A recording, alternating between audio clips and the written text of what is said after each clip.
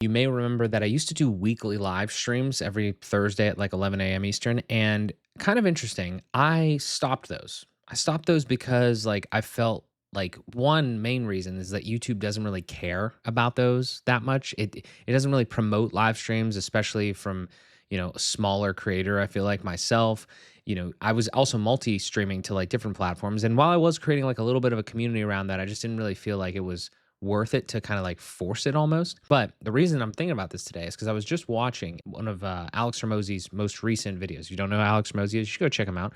Very good business advice. A lot of followers. He knows what he's talking about. But in this most recent video, he was talking about his new structure, and he was this cool framework with like status, power, credibility, and likeness.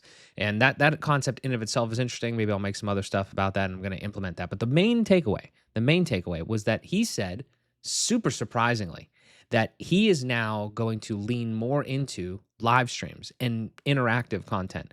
The live stream part in particular is interesting because he's not a live streamer by trade. Like one way to react to this is that, oh, you're just now learning about live stream or just implementing it or whatever. It's like, okay, that's one way to react. But the other thing is like, I'm thinking like, well, if one of the largest creators on YouTube or one of the larger creators, like if he gets into live streaming, then maybe like because it's business focused and everything, maybe they will care more about live streaming. And I feel like I've seen a little bit of signs of that or whatever, but it's kind of making me reconsider like starting that back up. And actually, particularly because of the second thing he said, which is the interactivity.